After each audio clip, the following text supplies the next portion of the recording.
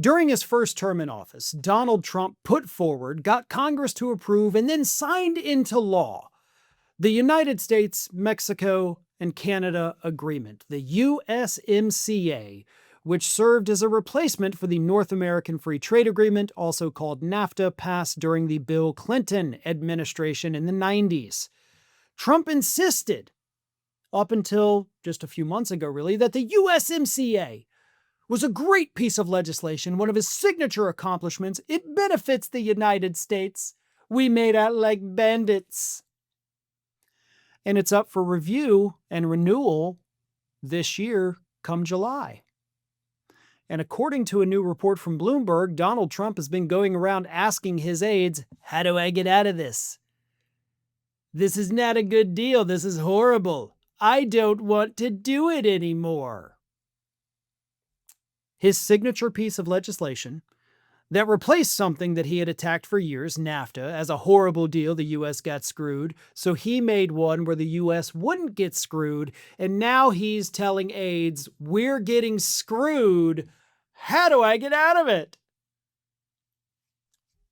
You get out of it by inventing a time machine and not doing it to begin with. In other words, you're kind of screwed because you're such a bad deal maker, you idiot.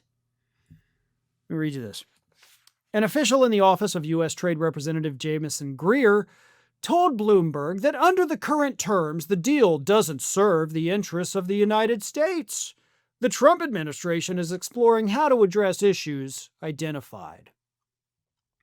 A White House official told the Daily Beast, quote, the ultimate decision maker is President Trump himself, who is always seeking a better deal for the American people.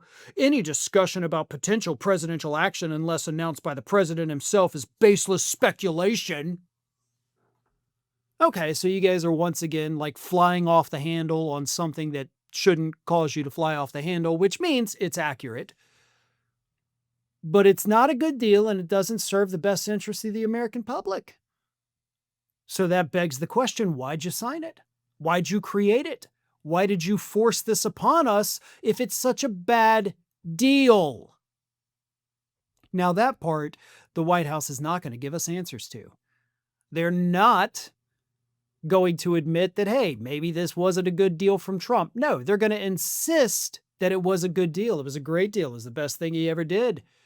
Or, and this I think is probably the most likely one, they're going to try to claim that this was Biden's deal.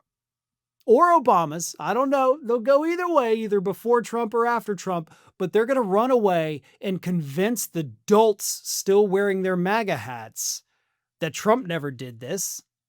He inherited it.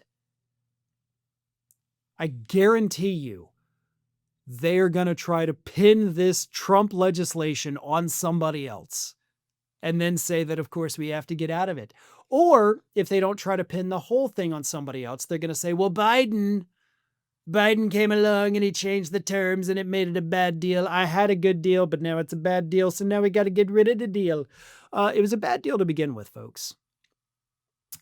It allowed American businesses to ship our jobs down to Mexico and not face any financial penalties for doing it.